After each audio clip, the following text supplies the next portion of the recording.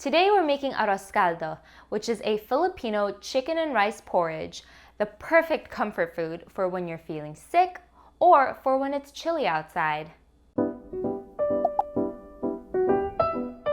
Don't forget to click that subscribe button and the notification bell next to it so that you can get alerted of our weekly videos. Also, I have a freebie on how you can get started on cooking Filipino food at your home. Link is in the description below. All right, let's get started. Grab your Instant Pot and turn on the sauté function and keep it on normal mode. Let that heat up and then add about 2 tablespoons of oil.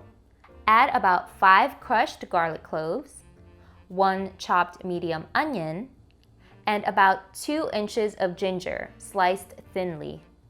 Sauté these for about a few minutes until the onions have become translucent. Next, add about 2 pounds of chicken thighs, chopped into bite-sized pieces. Sauté them until they've browned on all sides, and add freshly ground black pepper and salt to your preference. Throw in 1 cup of rice. Whatever rice you have should work just fine. I actually used half a cup of short grain rice and half a cup of sweet rice. Follow it up with 5 cups of chicken broth. Adjust the amount of liquid that you'd like in this recipe because the 5 cups actually makes for a thicker arroz caldo. So if you want it to be soupier, maybe add 1 extra cup at a time of chicken stock. Finally, spike it with 1 tablespoon of fish sauce. The fish sauce makes all the difference, I promise you. It's so good. Try not to skip it.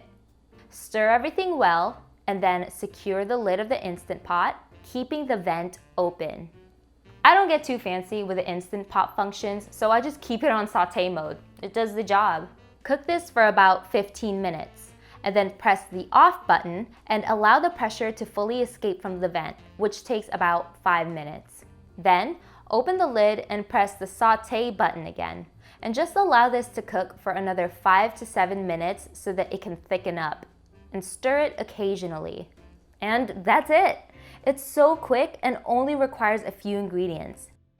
We do like to get fancy with the toppings on our arroz caldo. Garnish it with green onions, some fried onions, and maybe a freshly sliced egg. You can also spritz some lemon to brighten up the flavor, if you prefer. And just like that, you've got yourself fresh arroz caldo to keep you full for the rest of the week. Don't forget, I've got that free guide so that you can get started cooking Filipino food in your very own home. It's in the description below. Thank you guys so much for watching. Do not forget to subscribe, and I'll see you guys in the next video. Bye!